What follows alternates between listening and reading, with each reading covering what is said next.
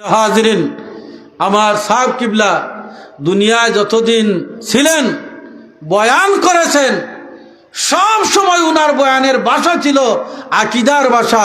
আকীদার বয়ান করেছেন। আকীদা যদি শুদ্ধ না হয় তাহলে বস্তার বস্তা নামাজের সওয়াব লইয়া আল্লাহর জান্নাতে যাওয়া যাইতো না।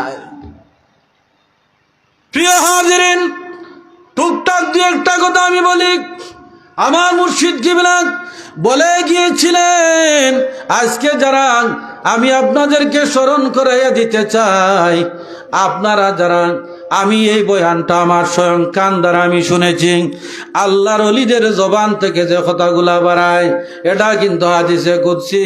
তারা যা বলে আল্লাহ থেকে বলে, তারা যা দেখে আল্লাহ থেকে দেখে।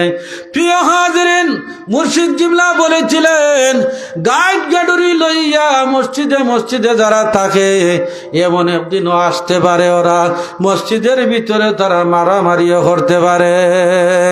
অনেক দিন পরে আজ সাহেব কিবলা নাই, তারা বর্তমানে তারা কাকরাইল মসজিদও মারামারি করছে না করছে না? করছে না? মসজিদও মারামারি চলেনি? আসাবকল চলেনি? আপনারা মাতি বুঝা যা চলে, মনে হয় গেছ লাগি ভাতারে একদিন।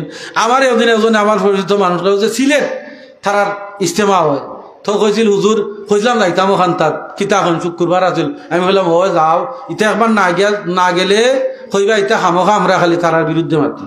এবার যাওয়া গিয়া দেখিয়া হোক গিয়া, মানে গেছে গিয়া ইয়া কই আপনি খামোখা ফাটাইয়া দিলা বলে। আমি কই দিলাম বেটা, হয় না যদি আপনি হইতে নাতে গেলাম না নে বলে খেনে বলে আমরা তুই না জানি হাজার হাজার মানুষ দলইবার যা হলে মিললে একটা দইবার আমরা আল্লাহর কাছে দোয়া করবো, কান্নাকাটি করবো।